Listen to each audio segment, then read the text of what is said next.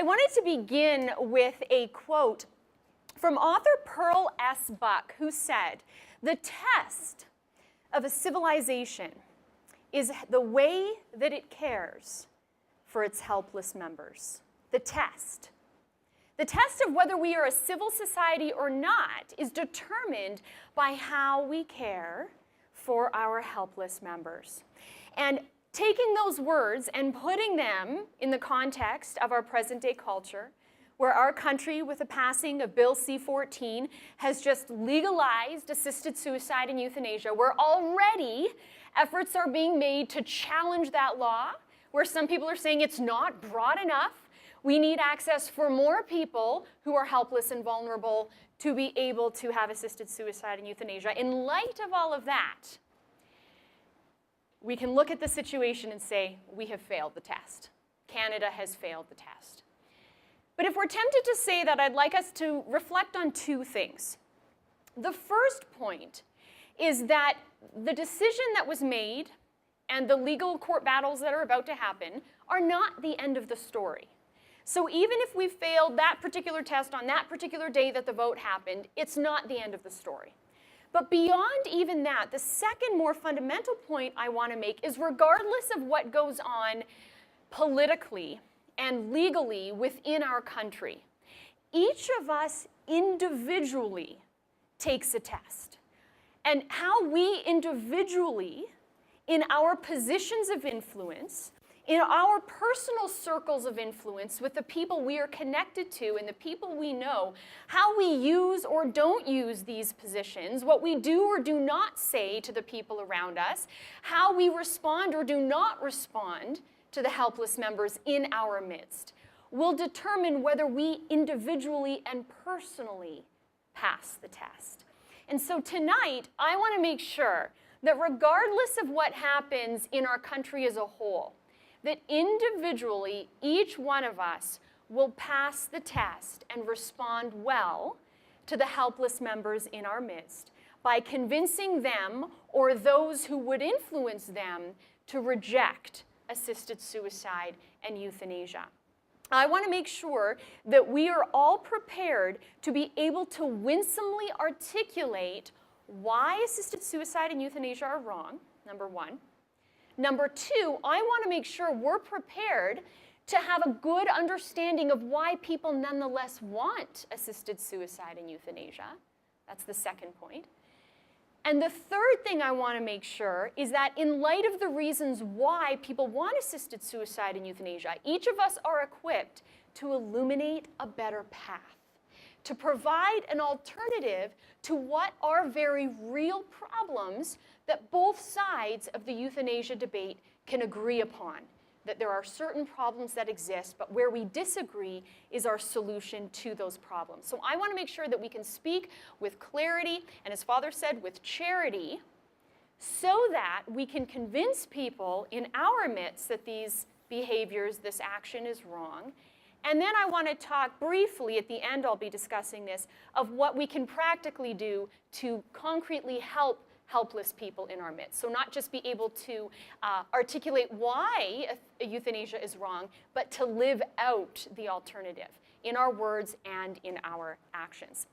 So in brief then, again, to emphasize, the three things I want to discuss tonight are the following. The first is, why are assisted suicide and euthanasia wrong? What reasons can we give to a non-sectarian culture? So we are a religious gathering tonight. We are people of faith, but many people in our culture do not come from a faith background. So what arguments can we give them for why they should nonetheless reject assisted suicide and euthanasia?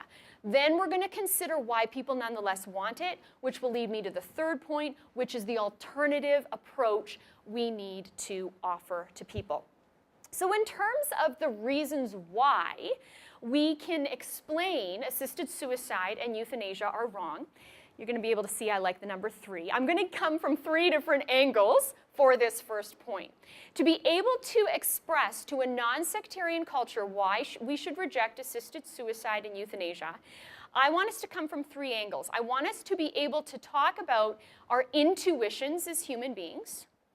Then I want us to examine the standards of civil societies. And then I want us to look at the nature of the medical profession. And if we can come from those three angles, then I think we can make a solid non-sectarian case for why assisted suicide and euthanasia should be rejected. So in terms of exploring first human intuitions, I want to give you a number of examples of things that have been in the news or some thought experiments that will explore our intuitive gut reactions as human beings. So this first example, who can tell me what this is a picture of? Who recalls? The Ebola outbreak, that's right, in 2014. What was the world's reaction to the Ebola outbreak? Fear. What were people afraid of? Dying. So there is this virus that's going around that will savagely kill you in a very brutal way. And so the world's reaction is fear of getting that. It's fear of getting that because there is no cure and it will end our lives. For those who could get beyond that fear of contracting it themselves, what was their response? Some people. What's that? How can I help? There were various medical professionals who flew overseas to Africa. My cousin was one of them. He works in infectious diseases, and he spent some time over in Africa. So there was this reaction of fear. I don't want to get that. I don't want to die. And then there was this other reaction of, how do I preserve people's lives? How do I stop this from spreading? How do I help? Okay? That's an intuition that we can say all human beings shared, not just people who lived in Canada, or not just people who reject euthanasia. Even people who support euthanasia, we all have that same intuitive reaction that that was a tragedy. We need to stop the deaths that were happening with Ebola. Next example, this is a picture from that same year, 2014. The Malaysian airline that had been flying over Eastern Europe crashed over the Ukraine. And what was our world's reaction to this plane crash? Tragic. Why was it tragic? People died. Innocent human beings lost their lives, and intuitively our world reacted with sadness that this was a tragedy. Now, interestingly, there was a couple by the name of Barry and Izzy Sim who, with their little baby, were trying to get on that very Malaysian airline flight. But the flight could not accommodate this family of three, and they were forced to take the next flight. What do you think their reaction was when they heard about this plane crash? Elation. A sigh of relief. Sadness for those who lost their lives, but that sense of relief that what?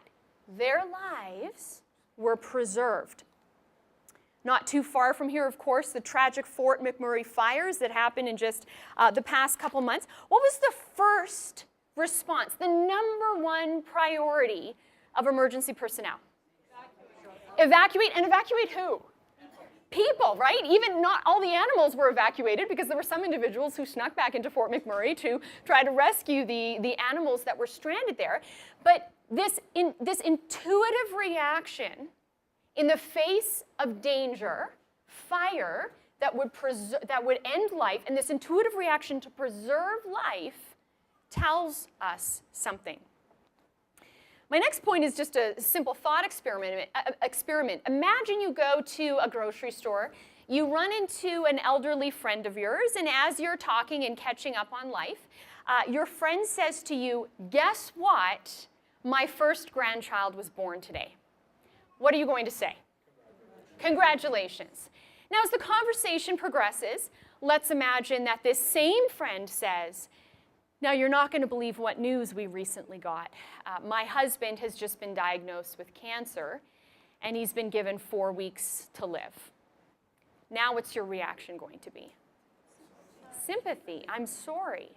You hear about new life, and you have jubilation. You have words of congratulation.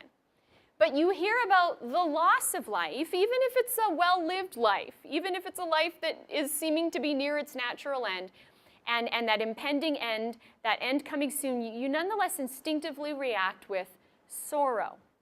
So I bring all these examples up, which you can bring up in conversations with others, to show that we need to reject assisted suicide and euthanasia, first of all, because they go against our basic human intuitions. And our basic human intuition is to preserve life. It's to protect life. And although we acknowledge that death is a part of life, we intuitively know we are not to run to death. We are not to seek death. In all of these examples, our intuitions tell us death is a part of life, but it's something to mourn. Whereas life itself is something to celebrate, it's something we preserve, it's something we protect. So that's the first angle we can come from. The second angle we can come from to speak to a non-sectarian culture for why we should reject assisted suicide and euthanasia is to examine the standard of civil societies. To help people understand what kind of is at the heart of a civil society, we can begin by discussing its opposite, a barbaric society.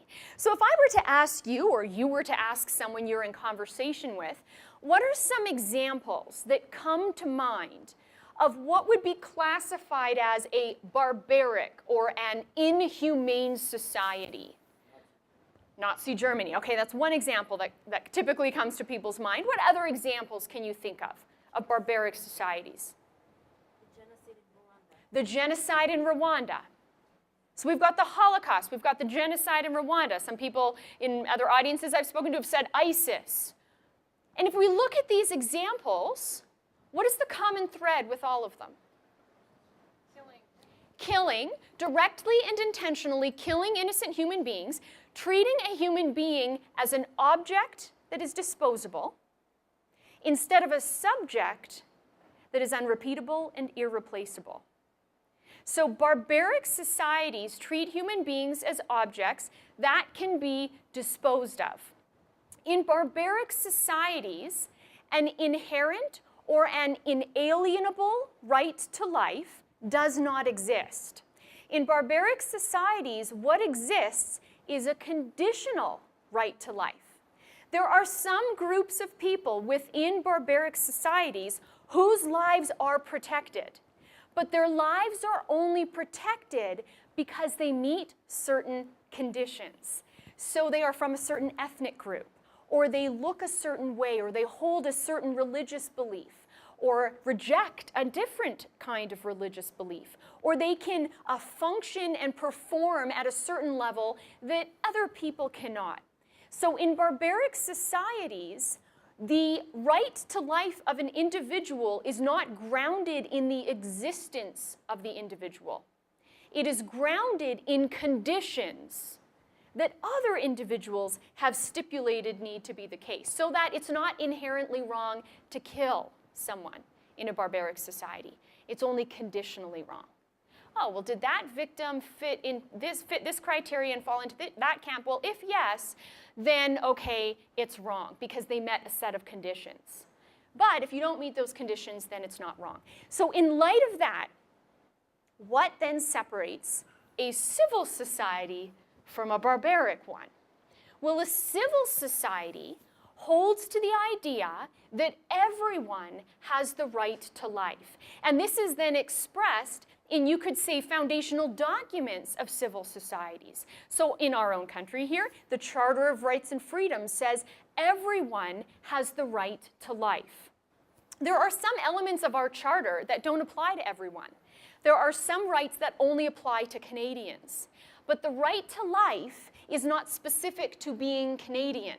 The right to life is specific to being part of the category everyone. Therefore, the right to life is not conditional, it is inalienable, or it is inherent. The same can be said for the United States Declaration of Independence. All men are created equal. This sense that all humans are equal and have the right to life. The United Nations, in its Universal Declaration of Human Rights, expresses the same sentiment. They say all members of the human family have the right to life. So what we see with civil societies is that by virtue of being a member of the human family, you have the right to life. What conditions apply to you in terms of what you look like or what beliefs you have or what ethnicity you come from are irrelevant. If you exist, then I respect your life. Now, this is significant because assisted suicide and euthanasia go against the idea that the right to life is inherent, that therefore the wrongness of killing someone is inherent. So it doesn't matter what the situation is, it's always wrong to directly and intentionally kill the innocent human being in a civil society. But with assisted suicide and euthanasia, what they say is no, it is only wrong to kill you under certain conditions.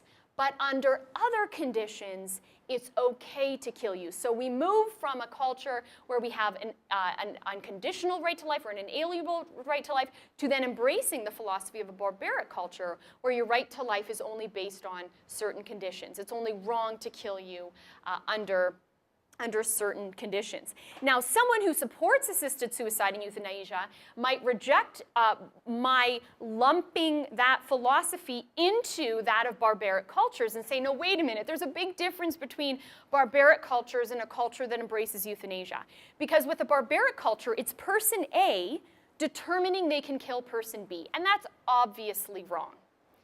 But a culture that embraces euthanasia is simply person A wanting to die themselves and just needing to enlist the help of person B. But the person being killed is individual A, not B, and A actually wants to die. So the only condition allowed is that the victim has to desire it. And so what I want to do is respond with several points to show the problem that arises when even we only allow that one condition.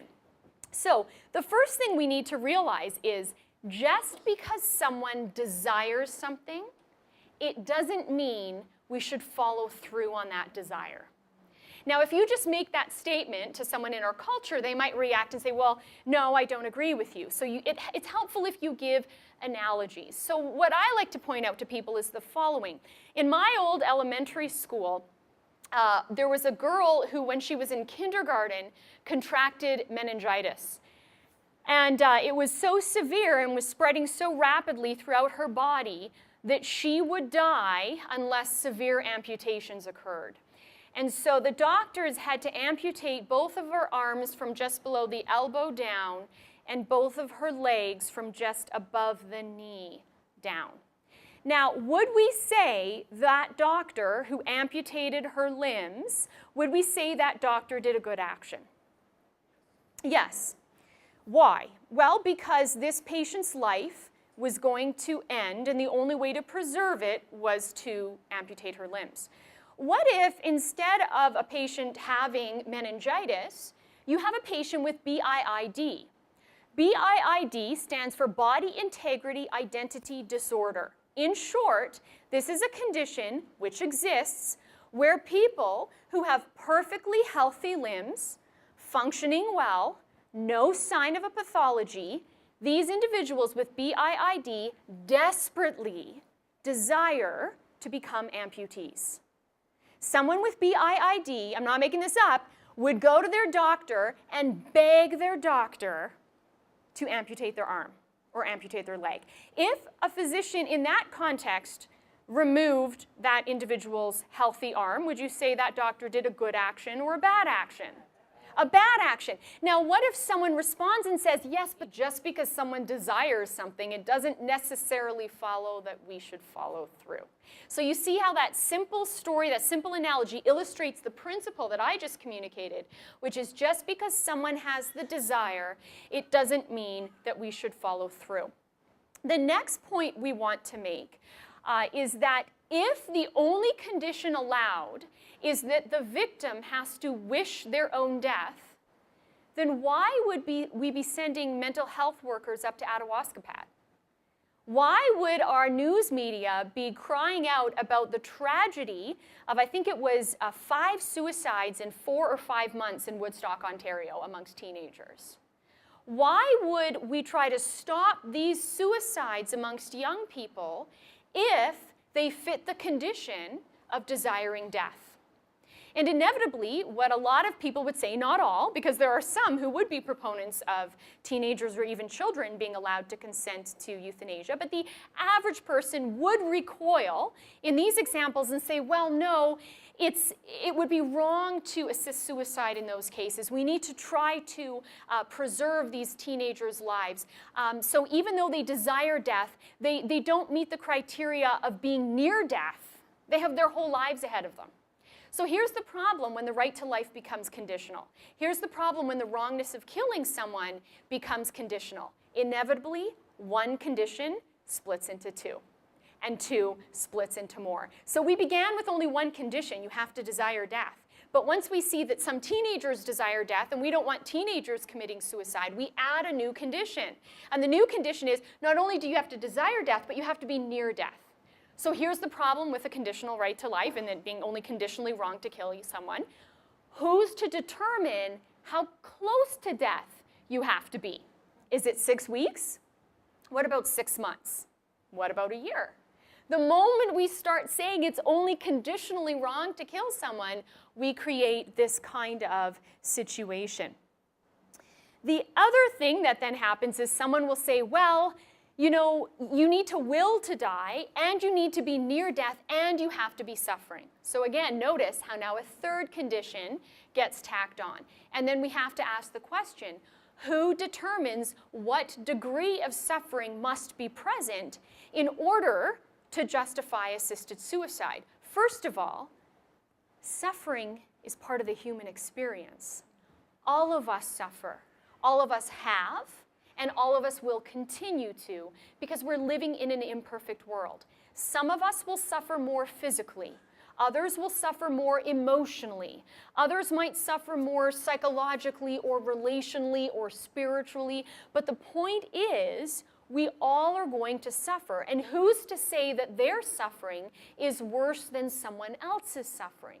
Isn't, at the end of the day, the experience of suffering subjective? And so if the condition simply is that suffering must be present, then we're all candidates for assisted suicide and euthanasia.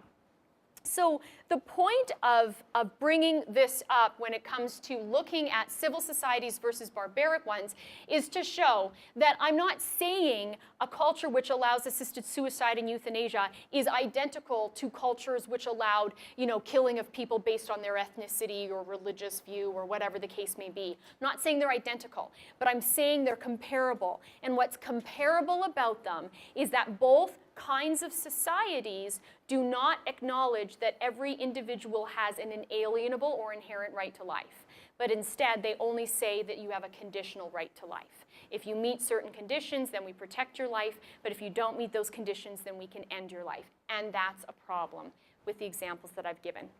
The third angle that I want to explain to you, that you can explain to others, that we can come from, is to look at the nature of the medical profession. Why do we have hospitals? When you're in pain, or one of your loved ones is sick, and you take them to the doctor, or you go to the hospital, what are your expectations?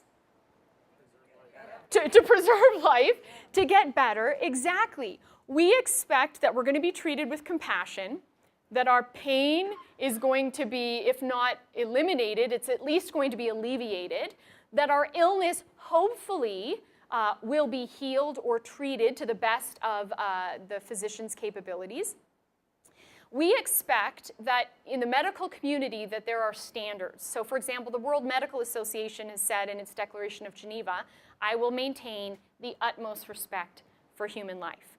We expect in the medical community, as the Canadian Medical Association lays out in its Code of Ethics, that they have to act with compassion, that they have to act with beneficence, that they have to act with the concept of doing no harm. If you think for a moment about the medical profession, it's often associated with Hippocrates. And we hear about the Hippocratic oath that doctors are supposed to say. And I will say that now when med students graduate from medical school, they do take a Hippocratic oath, but it is not the original Hippocratic oath, which was the oath of Hippocrates, a Greek physician who lived in 460 BC. The wording has been changed to remove parts that would cause med students about to be doctors to be declaring that they are against euthanasia and abortion, essentially. That's the language that is removed. But if we go back to Hippocrates and that standard of medicine, which is supposed to be what's guiding our medical community now, we can reflect on the words of libertarian anthropologist Margaret Mead, who, when talking about Hippocratic medicine, said, for the first time in our tradition, when talking about the instigation of Hippocratic medicine, for the first time in our tradition, there was a complete separation between killing and curing. Throughout the primitive world, she says, the doctor and the sorcerer tended to be the same person. He, with the power to kill, also had the power to cure, especially the undoing of his own killing activities. With the Greeks, suddenly a distinction was made clear. The physician is no longer the sorcerer. If you're involved in healing, you're not in the business of killing. And there are times where the medical community makes this very clear. To give you an example, Pfizer, how many of you recognize this label or this name? Pharmaceutical company. And they came out, very interestingly, just within the last 2 months, on May 13th, they came out with a very significant announcement. And they said on May 13th of this year that they would impose strict distribution controls to block states in the United States from obtaining and using Pfizer's medicine in executions. So in some American states where the death penalty is legal and where Pfizer's pharmaceuticals will do the job and end the life of the criminal, Pfizer has come out and said, we as a pharmaceutical company are in the business of healing. We're not in the business of killing. And we don't care if your executions are legally sanctioned. Even if they're legally sanctioned, Pfizer said, we are not going to allow you to use our medicine to end life. And this isn't Pfizer in isolation. All the other major pharmaceutical companies came out echoing Pfizer's sentiments. They weren't the only ones. Then the American Medical Association also came out and said that they are troubled by the continuous refusal of many state courts and legislatures to acknowledge the ethical obligations of physicians, which strictly prohibit physician involvement in legally authorized executions. And the AMA said, requiring physicians to participate in executions violates their oath to protect lives and erodes public confidence in the medical profession. That was also echoed by the Association of EMTs. So all these medical bodies are getting together and saying, wait a minute, you can't use us or you can't use our medicines to end lives because we take an oath to protect life. And if we violate that, we're going to be eroding public confidence in the medical profession. And so we can use this as an example to say, this is why we need to reject assisted suicide and euthanasia, because they go against the nature of a medical profession, which is designed to heal, not kill. Where physicians, if they take an oath to protect life, we as patients need to have confidence that when we go to them, that they will protect our lives, not harm our lives. So to summarize this first point, which had these 3 subheadings, we can explain to the culture that assisted suicide and euthanasia should be rejected because they go against our intuitions as human beings, because they violate the nature of a civil society and make the wrongness of killing someone conditional rather than inherently wrong to kill someone. And the third reason is that it goes against the nature of the medical profession, which is designed to heal and help human beings, not harm human beings. But in light of all of that, there are still many in our culture, unfortunately a large percentage of people in our culture, and a large percentage of people in our church who think assisted suicide and euthanasia are okay.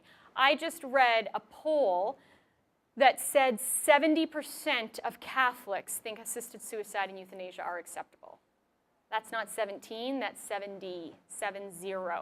So we have a lot of work to do in our own backyard, and the starting point is to seek to understand why people think it is acceptable and then illuminate the alternative path. So why do people want assisted suicide and euthanasia? Well, I did a lot of research in preparation to be able to give talks like this. I watched a lot of documentaries of people who wanted assisted suicide and euthanasia, some who got it in foreign countries, like going over to Switzerland, others who were fighting to get it in Canada before the law changed. And there's one overarching motivation that I observed, and then there's 5 others that I'm going to go through in more detail. The overarching motivation that I saw was control. As I was studying all the people that really wanted assisted suicide and euthanasia, it was control. And here's what are some of the people in the documentaries I watched said. This is my life, my life. It should be my death. One of the narrators in one of the documentaries said, peaceful, quick, and as he wished. Another narrator said, it's about control, the rise of autonomy. And in response to people's obsession with control and autonomy, I think it's helpful to reflect on the words of civil rights leader Dr. Martin Luther King Jr. And he once said, we are caught in an inescapable network of mutuality, tied in a single garment of destiny. Whatever affects one directly, he said, affects all indirectly. Whatever affects one directly affects all indirectly. So a lot of the people that were talking about control, at the end of the day, were saying, look, it's just my life. It has nothing to do with you. It has no impact on you, so let me do what I want. And our response needs to be whatever affects one directly affects all indirectly. If you're in a bad mood at the grocery store when you're paying for your groceries, that can affect the person at the till. Everything about us, because we are caught in this inescapable network of mutuality, tied in a single garment of destiny, how we feel and how we act and what we do will impact other people. And is it fair to impact other people in the way that fighting for our right to our own death will have that kind of impact? First of all of us who don't have assisted suicide are left in the wake of those people's decisions. We're left with their absence in our world. But moreover, if someone were to say, I need the law to change so I can access assisted suicide and euthanasia, what happens if once the law changes, someone claims they want assisted suicide, but they don't actually? But because it's legal, they feel guilted into it. They feel they have an obligation to ask for it. Whatever affects one directly affects all indirectly. And so if we were to concede for the sake of argument, and it's only for the sake of argument, that it would be an act of injustice to deprive someone of their right to die when they want, I think we could get everyone in our culture to agree it would be an act of injustice to take away someone's life before they actually want it to end. So if we have to live in a world where both could happen, and we had to pick one rather, what's worse? Living in a world where your ability to die isn't completely taken away from you, because you will die, but when you want to die will be postponed a bit. So you'll get your death, just not when you want it. Or we live in a world where you don't want to die yet, but people are taking your life, and that's a permanent decision. Once your life is taken, you will never get to live this life again.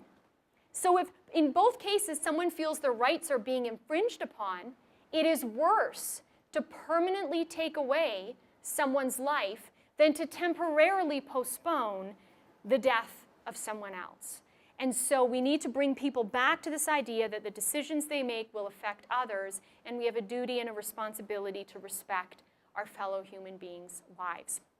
But more specifically, as I said, I identified 5 main reasons for assisted suicide and euthanasia So what I want to do now is explore each one of the reasons, and as I do so, I'm going to be interweaving the third part of my presentation, which is our response, and illuminating the alternative in the light of these reasons, an alternative to assisted suicide and euthanasia. So in terms of why, besides control, people would want assisted suicide and euthanasia, the very obvious one that comes to a lot of people's minds is what? See if we're on the same wavelength. Pain, right? Physical pain. People are thinking, if I'm going to be in pain, then I need assisted suicide, I need euthanasia. So what can our response be? Yeah, pain management. We want to have pain management. So what does that look like more specifically? Well, first of all, we can give people the good news. And the good news is that conventional medications such as morphine or other narcotics are able to control up to 97% of pain.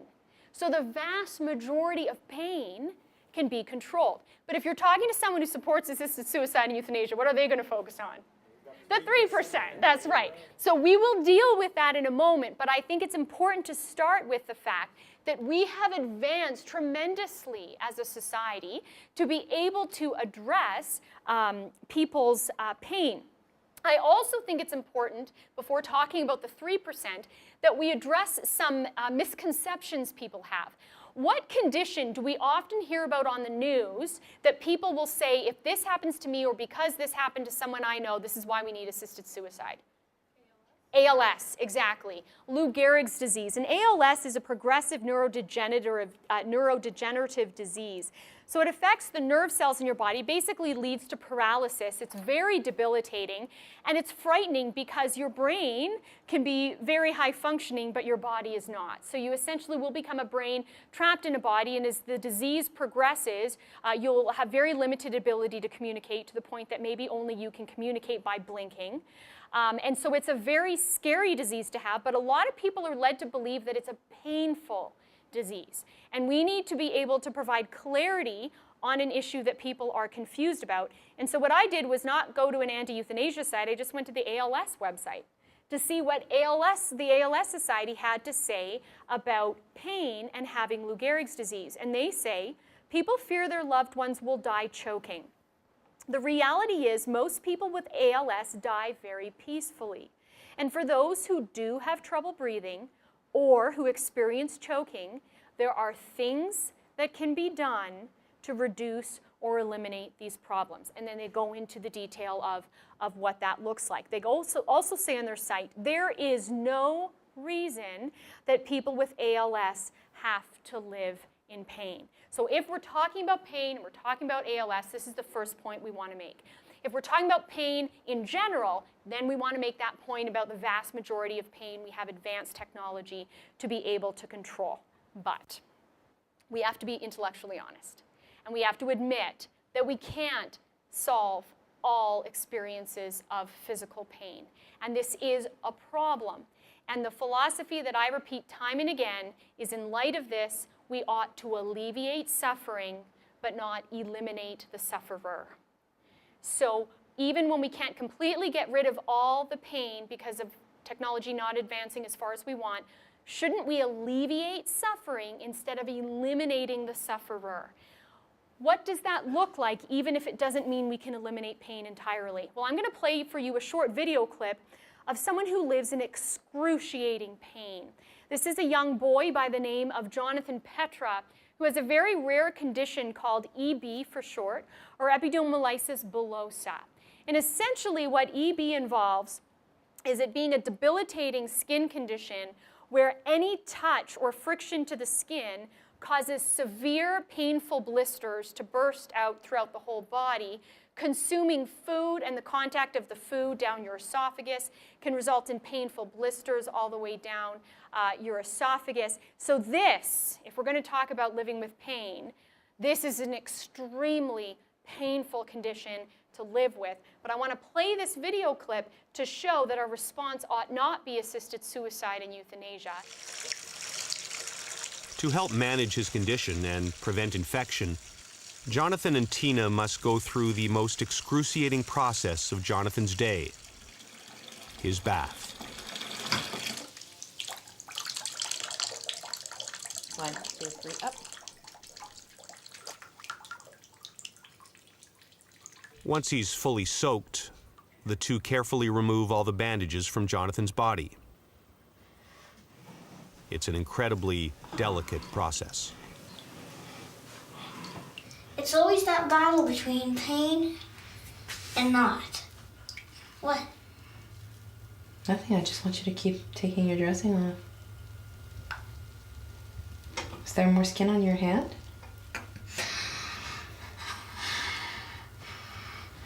Yeah. I saw it, Johnny. You didn't have to show me. I know, I saw that too.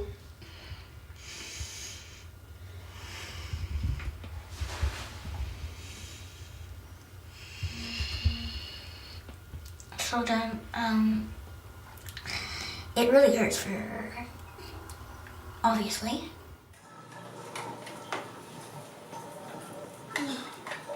The bath is just the first part of the process. The second part involves putting a new set of dressings on his body. In total, the bath and dressing can take over 3 hours, and Jonathan and Tina must do it every other day.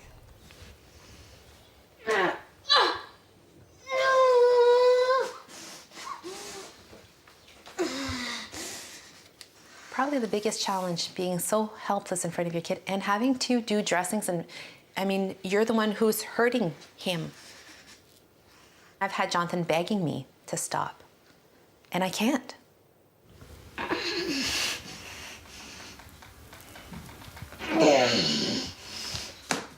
This is not an easy process. It's one thing to hear about it, but it's another to see it. It's a lot different than what you think. You just see how, we work as a team to do what has to be done, really.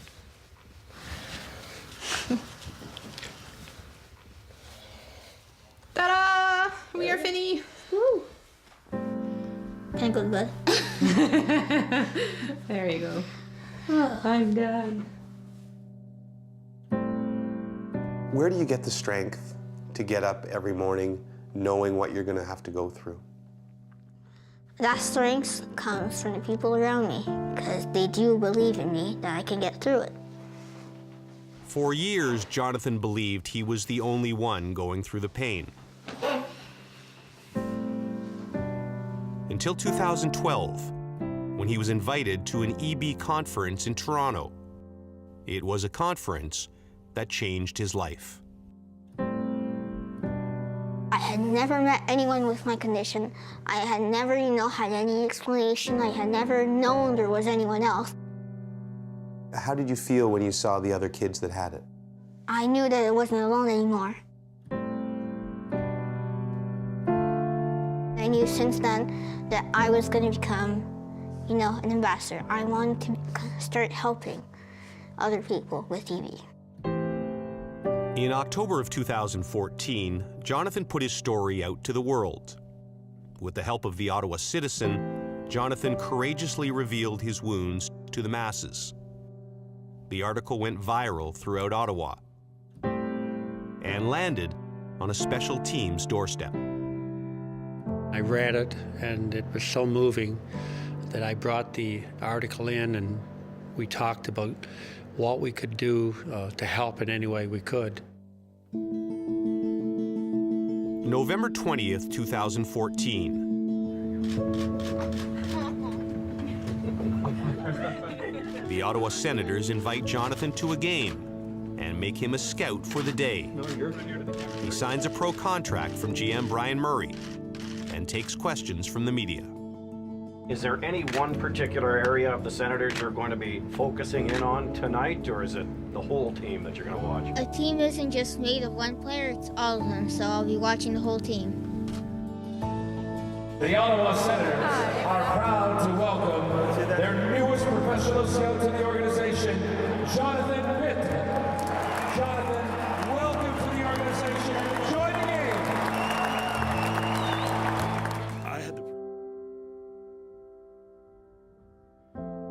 Since his day with the Senators, Jonathan has helped raise over $100,000 for EB awareness.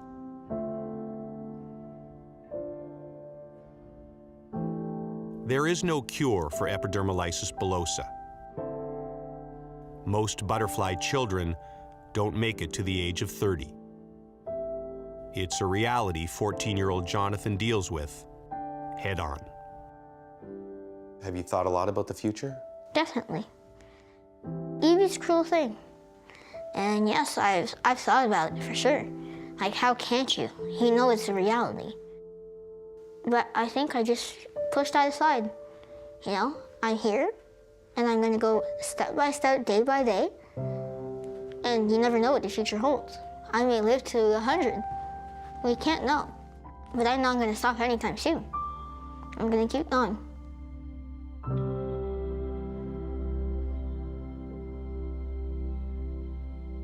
Jonathan is not asking that his life be ended because he's going to die potentially when he's 30 or sometime before. If you think about a piece of paper, it's not hard to rip. I also have paper here. But when it's together, I can't rip it the way I just did that to this one sheet of paper. So when we can't completely eliminate someone's pain, we alleviate their suffering by loving them, being present to them, serving them. And when he was asked, what keeps him going? What did he say? Who remembers? He gets his strength from others. I mean, the whole theme of that documentary was team, being part of a team. And then when he found out that he wasn't alone, that there were other people who had his condition, it not only gave him comfort that he wasn't alone, but it motivated him to what? Become an ambassador. He wanted to find a cure, not just for himself. It was the presence of others being part of a team and not just one piece of paper that has motivated him to raise $100,000 to find a cure for EB. And so it's very important to remember, in light of this, the words of pro-life physician Dr. Will Johnson, who says, when you only see death as a solution, you throw creativity out of the window. Medical diligence goes out of the window. The need to actually solve the problem, the need to actually examine the patient and find the solution goes out the window. If we kill kids like Jonathan who have EB and are in excruciating pain, what motivation do we have to find a cure for EB? There's no more people for EB. We don't need a cure if they're gone. Creativity, as Dr. Johnson said, goes out the window. So in the face of physical pain, we want to respond with pain management, not assisted suicide and euthanasia. The next motivation is emotional pain. Emotional pain. One of the documentaries I watched of a man who wanted assisted suicide shared his life story. And what came out when they shared his life story was that he had been abandoned by his parents, forced into the foster care system. When he grew up, he got married, only to divorce his wife and begin a life as a practicing homosexual man. And when I learned all of this, I thought, this man has a history of fractured relationships. There is emotional pain in his life. And assisted suicide and euthanasia aren't going to get to the heart of that emotional pain. Instead, we need counseling. We need to help people through the pain that is not physical, but can be dealt with through the gift of counseling. To give you another example, related actually to the first example, there are times where people are in physical pain, but we can't seem to address their physical pain because their physical pain is actually a manifestation of emotional pain. And if we don't address that, then we aren't going to be able to fix even the physical pain. To give you an example, I was reading a story of a palliative care physician. I'll be talking about palliative care at the end of my presentation.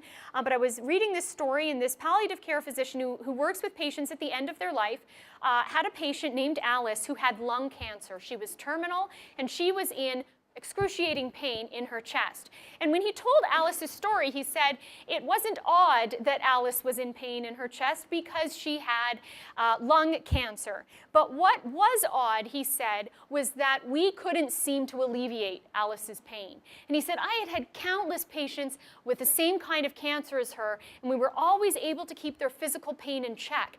But we couldn't with Alice. And her pain was causing pain for me and my colleagues who were having a difficult time even going into the room where she was because she was writhing in so much pain. And he thought to himself, how can I fix this? And so he walked in, and he suddenly felt convicted to very gently put his hand on Alice's arm. And he said, Alice, I'm starting to wonder if I can't fix the pain in your chest, because maybe the pain is something I can't touch. Alice, I'm wondering if maybe the pain is in your heart. And this look of relief came over her face that someone finally understood. And she began to open up. And she vocalized that she had one daughter. And that daughter was soon to marry a man she did not approve of. That Alice felt that man was very bad and was going to hurt her daughter. And because Alice was terminal and didn't have much long left on this earth, she felt she needed to tell her daughter how she felt. And her daughter reacted very poorly and essentially estranged herself from Alice. And so Alice was in physical pain because it was a manifestation of the fractured relationship that was going on in her life. And assisted suicide and euthanasia aren't going to address that. And that is why I love the words of a country song, of all things, that I think are relevant to this point about emotional pain and helping people with counseling. And that's the words of a song by Tim McGraw. Many of you may be familiar with it. He sings about a man who, in his 40s, gets diagnosed with terminal illness. And the chorus says, I went skydiving. That's right, some of you know what. I went Rocky Mountain climbing. I did 2.7 seconds on a bull named Fu Manchu. But the point I wanted to emphasize was the next line. He said, I loved deeper. I spoke sweeter. And I gave forgiveness I'd been denying. And then he sings, I hope you get the chance to live like you were dying. And it's often not until the end is obviously near that we come to our senses and realize, I do need to speak sweeter, and I do need to love deeper, and I do need to give the forgiveness that I'd been denying. But if we have assisted suicide and euthanasia, then we don't allow for that opportunity. The next reason often given is that someone feels like they're a burden. And so that's why they want assisted suicide and euthanasia. This is a problem. We have to acknowledge that. But it's the response that we need to focus on. I watched a documentary of a woman who was recently divorced, had a debilitating illness that would eventually kill her. So she had no support from her now ex-husband. She had one child, her daughter, who had just finished high school and who had planned to go on to university. And this daughter had postponed her own pursuit of post-secondary education in order to stay and help her mom. And her mom felt like she was a burden. And she wanted assisted suicide and euthanasia. And so our response has to be perspective. Holocaust survivor Dr. Viktor Frankl, in his book Man's Search for Meaning, has said the last of the human freedoms that can never be taken from us is the freedom to choose how to respond to the situation that we're in.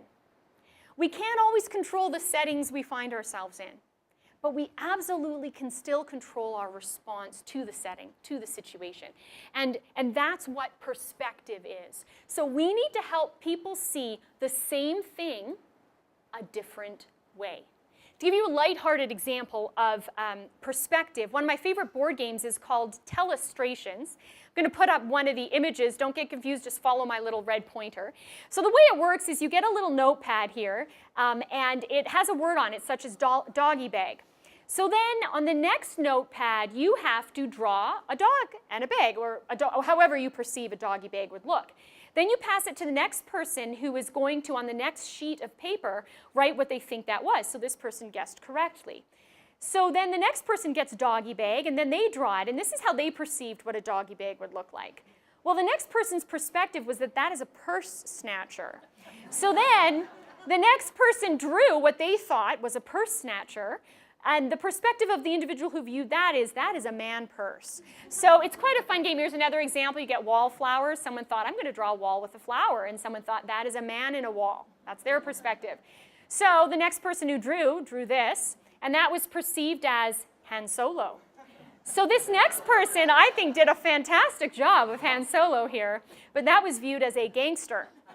So then the next person drew this. So my point in all of this is perspective. You can look at the same thing as someone else and see it a different way. So when we get back to this list and someone sees burden, we need to help change their perspective and say, you know what? Something you see, I see as well, and that is the existence of a burden. But I see it a little differently. I have a different perspective. What I see as the burden is the disease. You see yourself. And I want to change that. The adjective burden belongs to the word disease, not the individual, my mom. Burdensome disease, not burdensome mom. We need to change our perspective and help people change theirs. The late, great Saint John Paul II, in his document on the Christian meaning of human suffering, said the following: we could say that suffering is present in order to unleash love in the human person, that unselfish gift of one's I on behalf of other people, especially those who suffer. The world of human suffering, he said, unceasingly calls for another world, the world of human love. And in a certain sense, man owes to suffering the unselfish gift of love that stirs in his heart and in his actions. Suffering unleashes love. And I tell you, that 18-year-old girl is going to learn more in the school of love by postponing her education and caring for her mother than she ever would by going directly to a post-secondary institution. Suffering unleashes love.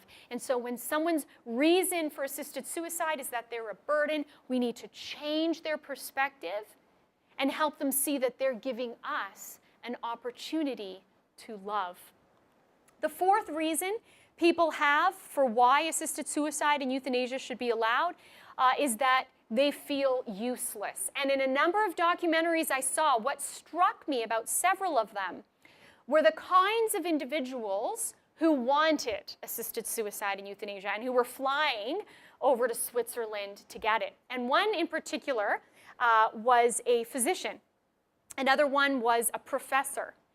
And as I watched the stories of these men unfold online, I thought to myself, could it be that they feel useless because the danger of the kinds of careers that they had is that by our world standards, their worth was rooted in what they did. And because they accomplished so much and did so much by our world standards, that when they were incapable of doing what for so long they had done, they thought their life had no meaning. And so what we need to do is help people see their self-worth. That I and you, we are unrepeatable and we are irreplaceable because we exist, not because of a long list of accomplishments or a whole bunch of people who claim friendship with us. That we are individuals of dignity and worth because we are. And so that's why I love the following ad from the Canadian Down Syndrome Society. Celebrate being. It captures what should be our response in light of people's motivation being, I'm useless. which is, but you're still valuable, so it doesn't matter if you're useless by your standards, because you are. And I want to celebrate being with you. I just want to be with you.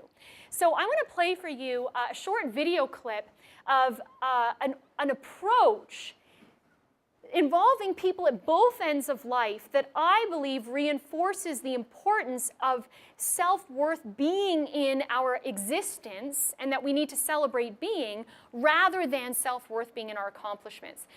You're going to see a video about young children spending time with very old people. And young children and very old people, by our world standards, don't do much. They're kind of useless.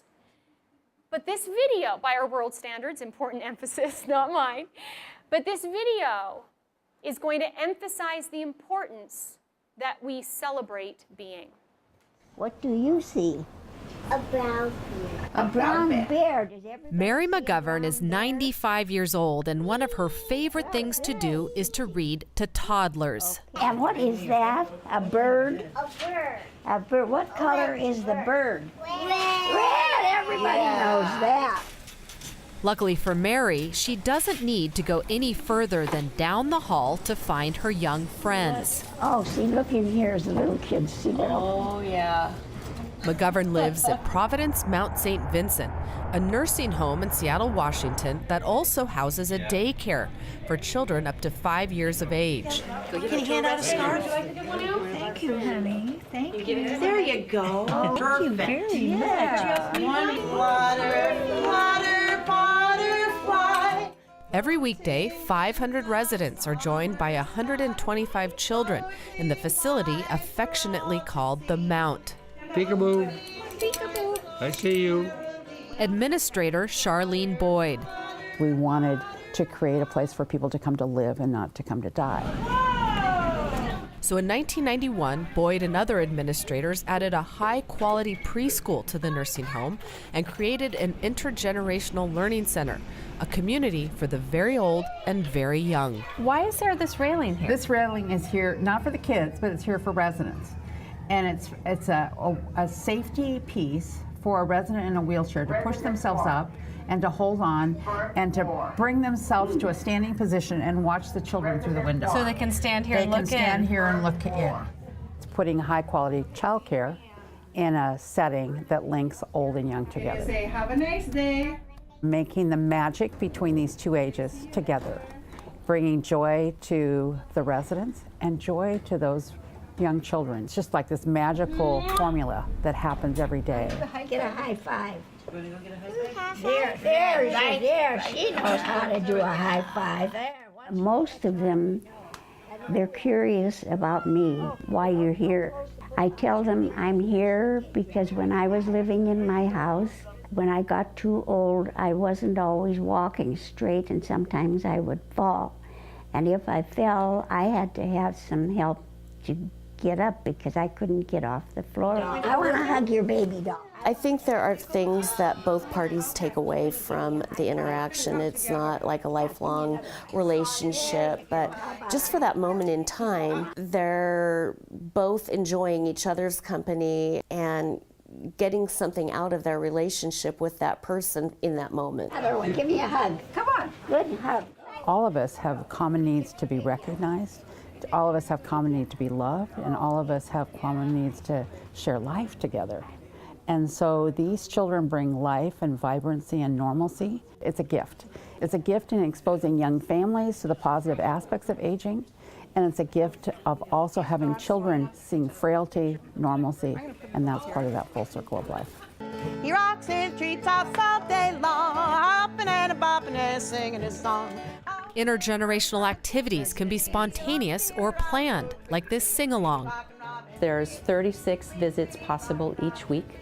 So each classroom, 6 classrooms, has at least 3 visits, up to 6 visits. In my heart. The director of the center, Marie Hoover, says children become comfortable with elderly residents at an early age. Whether they're in a wheelchair or in a walker, or maybe they're hard to understand, or you have to speak louder, it is just about who that individual is, and they adjust. the kids just don't, they really don't blink an eye. This is normal. This is just who this resident is. 93-year-old Harriet Thompson joined the sing-along on her way to the dining hall. I usually like to go sit down for a while before dinner, but I heard them singing, so in we went. What do you experience internally when you're around these children? Happiness. Just plain old happiness. You know, yeah. It beats anything else. It beats television. Boredom and loneliness are sort of the plagues of older adults. There she goes. There's nothing more delightful than seeing young children with noise, with laughter. You see the residents and then hear the sound of the kids coming down the hall, and it's as though sunlight just came through the window. It's as though sunlight just came through the window, because there at the Mount, they celebrate being. One of the care workers said, "We all have common needs: to be recognized, loved, and someone to share life with. And those needs have nothing to do with our accomplishments, what we've done, what we can be used for. Instead, we have needs to be recognized, loved, and someone to share life with."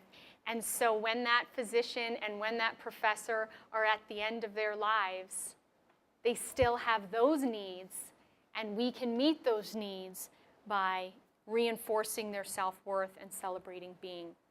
The final reason, the main reason given that I want to highlight tonight, is fear of a bad death, because it's imagined or because someone observed a loved one have a very bad death, and these tragic deaths have happened. The issue is over our solution. What is our response? Instead of assisted suicide and euthanasia, we want to have palliative care. So what is palliative care? Well, first of all, palliative care doesn't hasten or prolong death. It affirms life. It respects the individual and finds meaning in the natural process of dying. Being against euthanasia and assisted suicide is not being against death. It acknowledges death is a part of life, but we don't run to death. We allow it to come as it would come, and in the meantime, we try to celebrate being and live life as we're able to. It's about treating the whole person, so if there's fractured relationships, having counseling and different things like that. It's about not only helping the person dying, but helping their loved ones and even the caregivers together as a community find comfort, find connection, and find healing in what is a shared human experience, that process of dying. There is a palliative care physician by the name of Dr. B.J. Miller, who I'd like to tell you about. He has a TED Talk that I'm going to be playing a very short clip from, but I encourage you to watch the whole video that you can find online. Dr. B.J. Miller is his name. And he talks about how we need to have palliative care when people are dying. We need to have creative ways to enter into the process of death so that people aren't afraid, so that it isn't scary, but that it can be a beautiful thing as it naturally progresses. And in his talk, he shares some of his own story well before he became a palliative care physician, long before he was a med student. When he was just in college doing his undergrad, he was out one night with some friends, and they saw this old, apparently abandoned rail car, and they climbed the rail car, and there happened to be these cables hanging low when they got to the roof of the rail car. And he reached up and he grabbed them. And 11,000 volts entered his body through that arm and exited out his 2 feet. So as a college student, Dr. Miller lost his arm and both his legs, and he's still left with lingering pain, even in the absence of these limbs. He spent several months in a burn unit, and he tells this story about how one evening it had snowed, and the nurses were coming in for their shifts complaining about the snow and how it ruined their drive-in. They almost got in an accident. And so they hated this snow. And here he is, lying in pain in bed with no window in his room, but he does have his imagination. And so he starts to activate his senses by thinking about that beautiful white crystal type fluff falling to the ground, illuminating the night with the whiteness of the snow covering the ground. And it was giving him joy just to think about that beauty. Well, the next day, with all that snow still there, one of the nurses smuggled in a snowball. And she put it on his hand, and he says, I cannot tell you the rapture I felt holding that in my hand, the coldness dripping onto my burning skin, the miracle of it all. This hard ice, contacting heat, suddenly melting, this act of nature, and he was enthralled by it. He was fascinated by it. And he talks about how in his palliative care and his hospice care, how it is so important to help people enter into the present moment. How they can find beauty wherever they are. And we need not rush death because there are opportunities in the present moments we have until death comes that ought to be embraced and ought to be celebrated. So here's a short clip from him. Namely, we need to lift our sights, to set our sights on well-being. So that life can become, and health care can become about making life more wonderful rather than just less horrible. Beneficence. Here, this gets right at the distinction between a disease-centered and a patient or human-centered model of care. And here is where caring becomes a creative, generative, even playful act. Play may sound like a funny word here, but it's also one of our highest forms of adaptation. Consider every major compulsory effort it takes to be human. The need for food is birth cuisine. The need for shelter has given rise to architecture. The need for cover, fashion. And for being subjected to the clock, well, we invented music. So, since dying is a necessary part of life, what might we create with this fact? By play, I am in no way suggesting that we take a light approach to dying or that we mandate any particular way of dying. There are mountains of sorrow that cannot move, and one way or another, we will all kneel there. Rather, I am asking we make space, physical, psychic room, to allow life to play itself all the way out, so that rather than just getting out of the way, aging and dying can become a process of crescendo through to the end. We can't solve for death. I know some of you are working on this. Meanwhile, we can design towards it. Now, parts of me died early on, and that's something we can all say one way or another. I got to redesign my life around this fact, and I tell you, it has been a liberation to realize you can always find a shock of beauty or meaning in what life you have left. Like that snowball, lasting for a perfect moment, all the while melting away. If we love such moments ferociously, then maybe we can learn to live well, not in spite of death, but because of it. Let death be what takes us, not lack of imagination. Let death be what takes us. At the end of the day, that's why assisted suicide and euthanasia are wrong. Because death doesn't take us. We take death. And that's fundamentally disordered. And we know that because we examined our human intuitions, because we looked at the nature of civil societies, and because we looked at the nature of the medical profession. Let death be what takes us, not a lack of creativity, not a lack of imagination. If you look at these reasons, And if the end point is assisted suicide and euthanasia, that's a lack of imagination. But if instead we look at all these reasons and we say, I'm motivated to find a cure for this pain. I'm motivated to fix my fractured relationships. I'm motivated to let this suffering bring out of me love. I'm motivated to celebrate being and just enter into existence with a fellow human being and marvel at our connection, our relationship, and the beauty of the moment. That is imagination. That's creativity. That is what Dr. Miller is talking about, and that is the alternative we want to propose to our culture instead of assisted suicide and euthanasia. So going from here, 2 practical things I want to encourage you to do. The first is all of you will get a copy, looking for it, of this little booklet I wrote so that beyond hopefully what you remember that I shared today, you will have something in writing that will equip you to be able to speak with people on the subject of assisted suicide and euthanasia. There's a pro-life society back in British Columbia that contracted me to do some speaking and writing for them, and that evolved into this being developed by them. And so there are copies on the table. Some of you already have copies, but there are more copies on the table if you didn't get one.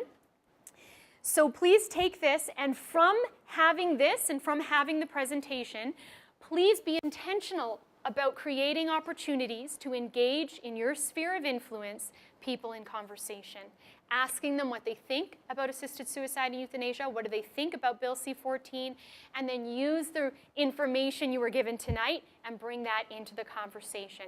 The other thing I want to encourage you to do is learn about the program Dying Healed. I'm just going to run across, I don't know how far I can go. Thank you. Oh, my papers were all taken, weren't they? Does someone have the Dying Healed? Can someone just pass me?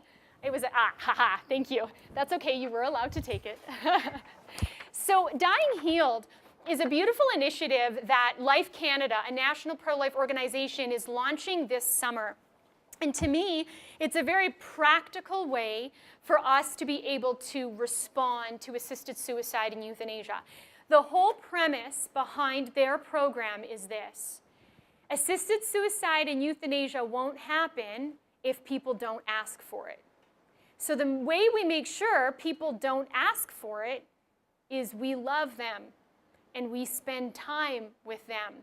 And so they're developing a program where people like you and me will go to local elderly centers or hospitals within our cities and communities and volunteer our time, where we will go and literally be with people who are sick and dying. That is as simple as holding their hand, maybe reading to them, maybe listening to beautiful music with them. Nothing elaborate by the world standards, but profoundly significant by human standards, and that is connection. Someone who cares enough to consider it a priority to spend time with another person. And if people feel loved, then they won't be asking for this. This program isn't officially launched, and so what I encourage you to do is go to my website and sign up for my e-updates, which come every 6 to 8 weeks, so I'm not one of those people that blasts you often. And when the Life Canada program is released in more detail for how to take part in the Dying Healed program, I'll be announcing that to my mailing list. So the 2 practical things you can do: talk to people you know by using the booklet and using what I shared tonight, and then participate in a program like Dying Healed and be present to people in your midst. And if we do that, then I think we pass the test that Pearl S. Buck spoke about. The test of a civilization is how it treats its helpless members. Thank you very much.